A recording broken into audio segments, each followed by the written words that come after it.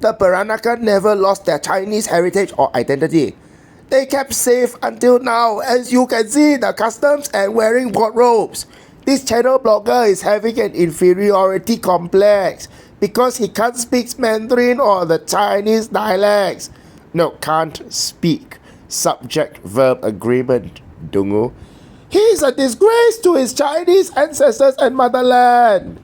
And you're a disgrace to the English language. There are Peranakans in Thailand, Myanmar. Are they counted as Malays? Okay, first of all, people who are not Peranakan should not be speaking over actual Peranakans. And they should not be trying to define what a real Peranakan and what a fake one is. And that includes quarter or half Peranakans who insist that we owe obedience and loyalty to Tanah Besar China. You know, people like Lim Boon Keng, who might have had a Nyonya grandmother but no love for Nusantara. No, if you are not rooted in Nusantara, if you are not culturally Peranakan, if you do not love Nusantara as your own mother, then you cannot claim to speak for Peranakans. But what I see here is a case of Cinque identity neurosis. This notion that, you know, if I don't see Chinese identity around me, then I will feel very uncomfortable. So I need Chinese identity like oxygen. And this is, to me, a man who has failed to adapt to Southeast Asia, that if he sees a Southeast Asian person being comfortable in his own skin without needing any Chinese identity, he goes batshit insane. Man, stop being a bitch and learn some Chinese. Speak Chinese, BM and English. Any self-respecting Malaysian Chinese can do this. I don't know if you're deaf, dumb or blind, but Baba Nyonyas are not Malaysian Chinese. Our identity predates your category by hundreds of years. My Bakusia is older than your Samsung clan holes. Older than the Malaysian Chinese identity itself. So take your Chinese expectations and shove them up your ass. Can't be polite with these idiots. I have never met someone so proud of being ignorant or willingly spit on their own heritage. It's one thing to be a banana, another thing to be disgustingly proud of it. Oh, so you can't think outside the Chinese identity box, you see. So you think that, you know, you're either Chinese or banana. There's no liminal identity in between. You can't conceive the idea of a rooted and Nusantaran Creole people because you are not Peranakan. But if you're not Peranakan, you don't get to put labels, diaspora labels like that on the Baba Nyonya people just because you don't understand our culture. You are no different to the Malaysians who are proud to not be able to speak BM. Now here's the thing, China Gek. I outgrew the Chinese diaspora mentality centuries ago. And you are still clinging to Chinese identity like a life raft. You can't breathe without it because you never truly stepped off the junk. See my family's Bakusia Cinque? It's older than your Chinese Malaysian identity. The Baba Nyonyas don't owe you anything. But in today's video, I want to explore why is it that these people feel entitled to demand that people speak Chinese in Southeast Asia and to demand symbols and markers of Chinese identity when they live in Southeast Asia.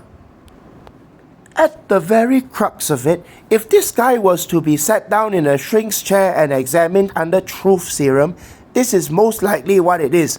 A feeling of superiority and uniqueness over other Chinese, which stems from the historical position of his people in the history of Malaya, the King's Chinese, and how this makes him above any sort of contact with the larger Chinese community in Malaysia, including even learning any Chinese. Well, yeah, Baba Nyonyas are different and are distinct from the regular Malaysian Chinese, you dungu. And this is a self-evident fact. This is not something that is even an opinion. The Malaysian government, for God's sake, recognized the Baba Nyonya as a distinct identity group recently. Now, here's the thing. Why is it that after 4 to 5 generations from the boat, you still demand that people in Southeast Asia speak Chinese?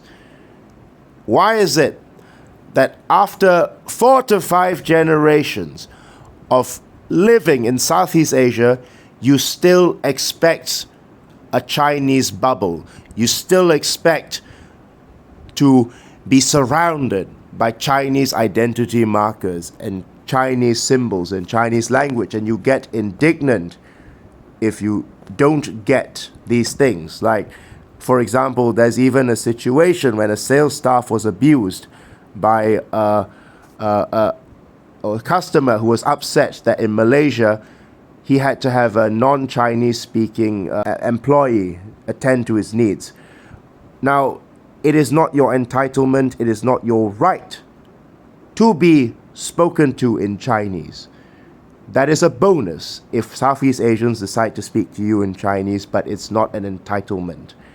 And I could, of course, make them feel better by singing Chinese songs on YouTube and making Chinese speeches by, I could get ChatGPT to write me some Chinese speeches and I could recite them and, on YouTube, and that might make these people feel better, but at the end of the day, that would be like giving crack to a crack addict, because these people have an unhealthy dependence on the Chinese identity, and without the Chinese identity, they have withdrawal symptoms, which often lead to temper tantrums. Now, here's the thing. Malaysia, Singapore, these are not cities in China. We do not owe you any Chineseness. If you came to Southeast Asia to live, you adapt to us and not the other way around. If you insist on hearing Chinese and being surrounded by Chinese culture, I mean, there's a country that actually has these things. It's called China. It's only an air flight away. Perhaps you should consider moving there. So, you're over 4 generations away from the boat. Presumably, you're well integrated in Southeast Asian society. And yet, for some reason, you still consider it a moral outrage, a pearl-clutching outrage that you clutch your Chinese pearls about. If somebody has the audacity to not speak Chinese with you, if someone has the audacity to say, I'm not interested in learning your language, because frankly, I am not. Welcome to the 21st century, where in Southeast Asia, in Malaysia or Singapore, you have people who basically tell you that you are being arrogant if you say that in Southeast Asia, do not expect to hear Chinese and do not expect the locals, the people, to bend to your Chinese norms. Because this is not China, this is Southeast Asia. But folks, that's the reality on the ground we're dealing with. We have people who have lived in this land of Nusantara for 4 to 5 generations who still get upset, who still get indignant if you say, I don't speak Chinese. But let me ask you something. If these very same people migrated to France, within 2 or 3 generations, their children would be speaking French. Within 2 to 3 generations, they would not even require that you speak Chinese with them. Yet for some reason, they seem to think that in Southeast Asia, the Malay language is optional, while on the other hand, Chinese is a moral duty for everyone with even a bit of Chinese blood. Yes, even though, I'm hundreds of years away from China, somehow these fellows who got off a boat like 3 to 4 generations ago and should have learned Malay by now, still expect Chinese out of my mouth. Now here's the hard, bitter truth. The expectation of Chinese in Southeast Asia is like expecting English in China. It's a bonus if people speak it, but it's not something that you can expect reasonably. Let us put it this way. You chose to come and live in this society. You chose Southeast Asia as your home, or I should say your ancestors did. And yet for some reason you seem to get a panic attack if you don't see aspects of Chinese culture around you. If you don't hear any Chinese around you, if you don't see symbols of Chineseness, then suddenly you feel panicky, like, you can't coexist in this society without the society bending over and being Chinese enough for you. Here's the thing though. In China, if I were to go to China, I would be expected to learn Mandarin. That would be a fair expectation because I am living on the indigenous land of the Chinese people, right? And I think that we as Nusantarans, we as the people of Nusantara, the Babanyonias, the Malays, the Eurasians, we also can have a similar expectation that when you come to Nusantara, if you choose to live in Nusantara, you do not impose your Chinese yardsticks. You don't try to measure the society based on your Chinese expectations, because Malaysia and Singapore are not cities in China.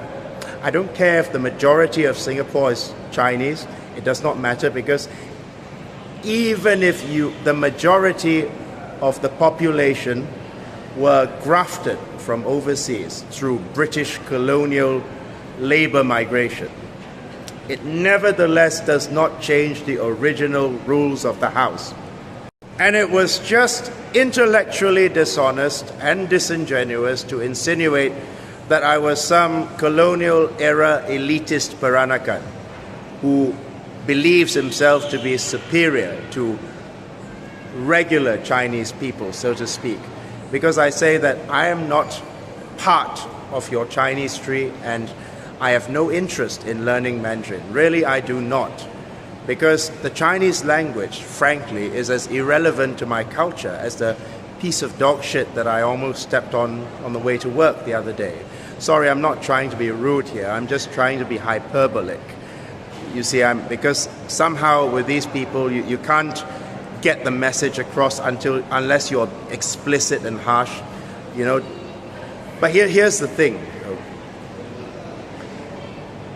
If you live in Nusantara, then your expectations has to match the reality of the place.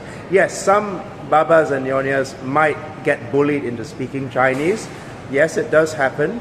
Some of them might learn Chinese out of genuine interest, like a white man might learn Chinese out of genuine interest, fine. But it is not something that you hold as an expectation over my head, and it's not something that you can shame me into doing, because your Confucian filial shaming does not have any place in this society. In our society, we have our own culture, our own rhythm, and our own norms. If people want to learn Chinese on their own accord, fine. Just like if people want to learn German on their own accord, fine. However, in Nusantara, you do not impose your Chinese yardsticks on us. You do not tell us that we are inadequate unless we learn Chinese. And you certainly do not have a right to expect a single word of Chinese, whether that be Hokkien, Mandarin, Hakka, Teochew, whatever, in Nusantara. If people speak it, well and good. But if you will not impose this on the French, you have no right to impose it on us. Let me tell you something. The Baba Nyonya people adapted. Our ancestor came here with an open heart and empty hands, and he did not demand that the village speak Chinese for his sake. And before you knew it, he had become one with the village. Now, of course, the notion, there are many people who say that if you are really one with the village, then why don't you have Bumiputra status? Well, that's the tragedy, because if Peranakans were granted Bumiputra status, you would soon see a whole lot of applications by people, the very same people who had mocked and belittled us for not being Chinese enough, applying to be Peranakan or faking their identity in order to gain the same status in the first place. And no, I know this is controversial, but I don't think everyone in this land deserves Bumiputra status. I certainly don't. I think that people who live on this land but still dream about China, and who still judge this land and criticize this land and belittle this land because it doesn't measure up to some Chinese city, do not deserve Bumiputra status. But back to my main point. It is not your right to expect anybody in Nusantara, not the Malays, not the Babanyonias, not the Eurasians, not even the bananas that you despise, to conform to your Chinese expectations. Because let me make something absolutely crystal clear. Nusantara is not China. You want these expectations? You want people to speak in Chinese? There is a country where people speak Chinese customarily every single day, you know, where Chinese culture is something you not only see occasionally, but something that you will find yourself marinating in. And that country is called China. And there's no law that forbids you from going to live in China, right? So why haven't you packed your bags yet? But it's not your right to change or to demand that the original layout of the place change to make you more comfortable. No. You chose to live in Nusantara, so you bloody well accept that we have our own civilizational rhythm, we have our own ways of doing things, and we were fine even before your Kong Kong showed up on his junk ship. Yeah, letting you in, you know, when we allowed you in, when Tan Cheng Lock negotiated jus soli for you, this was not something that he had to do. This wasn't done out of Chinese obligation because he had some Chinese blood in him. Tan Cheng Lock, the first leader of the Malayan Chinese Association, who was a Baba man who didn't speak a word of Chinese and didn't feel like learning it either, yeah? Tan Cheng Lock, who was a Baba man, by the way, who didn't speak any Chinese and didn't learn it, when he let your ancestors into Nusantara, this was not done out of some obligation to some mythical Chinese race. No, it was done out of compassion, because the British had left you people stranded over here. But what I hate, what I absolutely detest, is the disrespectful attitude that you show to the people of this land if they do not conform to your Chinese standards. When I said time and again in this video, this is not a city in China. This is Nusantara. Malaysia and Singapore are both Nusantara. Okay? Here's the thing though.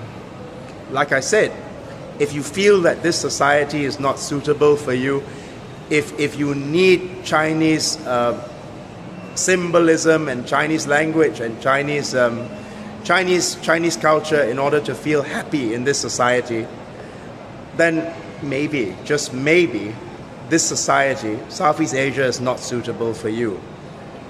And nobody is stopping you from going back to China. But you won't do that because you want all the freedoms and all the comforts of living in Southeast Asia, right? So let me just repeat this to all of you entitled people who demand that I speak Chinese just to make you happy, even though my family has never spoken Chinese in hundreds of years. I just have to make it very clear that this is not an attack on the decent, kind, and loving and respectful Chinese Malaysians and Chinese Singaporeans, of which there are many, and many of them follow my channel as well, and are also frustrated by the chauvinists who treat their culture as the default and everybody else's culture as background noise. This is not an attack on you. This is not an attack on my student's mother, who is a lovely elderly Chinese lady that doesn't speak any English or Malay. And yes, the fact of the matter is that I do believe that, of course, the fact that she doesn't speak any English or Malay is not her fault, but it is the fault of a structure, that basically denied her the Malay tongue, because basically the older vernacular schools of the olden times didn't teach Malay or English. Fine. However, the rest of Nusantara does not have to learn Chinese in order to pay for the mistakes of bureaucrats who decided that Malay was not an important language in Nusantara. No, we don't have to pay for their mistakes. No, it's your job to correct your own historical mistake. Yeah. And second of all, other cultures do exist, and they are not just background noise in Nusantara. You may think that the Chinese culture is the only valid culture in the world, and that all other cultures are background noise. But let me tell you something. You exist here, you live in Nusantara on the good graces of people who didn't speak a lick of Chinese, okay? The Malay rulers who allowed you to stay, Tan Cheng Lock, who negotiated jus soli for your people, did not speak a lick of Chinese. And now that you're comfortably settled in Nusantara, you want to impose Chinese on the same moral class as people like Tan Cheng Lock? No. Your obligation is to be a good citizen and to be a respectful citizen that respects people's personal choices if they say they are not interested in learning Chinese or measuring up to your Chinese yardstick. Again, I said, I will have to tell you this, that we must draw civilizational boundaries, because if we allow people to enforce foreign norms in Southeast Asia and we don't draw the line and we allow ourselves to be bullied into compliance, what kind of civilization are we? The French make it very clear that if you go to France, you do not impose your language or your norms on the French way of life. If a Frenchman decides to learn Chinese, that's his own free will. But it is not an obligation, it is not an expectation, it's not something that people will pillory him over if he chooses not to learn it, right? So like the French, we, the Baba Nyonyas, and the Malays, I think that we can also set our civilizational boundaries, because if we don't, pretty soon we will be reciting somebody else's script in Hanyu Pinyin, basically. Now, that's not to say that people can't learn Chinese. Many Malays and Baba Nyonyas and Indians learn Chinese out of genuine interest. But the point is that I will not tolerate to have people whose ancestors came here on a boat enforcing Chinese norms and trying to turn Southeast Asia, trying to bully Southeast Asia into becoming more Chinese. No, we do not need to be more Chinese. You need to realize that we are not your Chinese surrogate parent just because your Chinese motherland doesn't want you, right? Okay, well, I guess that's about it for today. It's been a long day. I'm very tired and very, very annoyed. So have a good day, and be a good, respectful citizen, and no means no.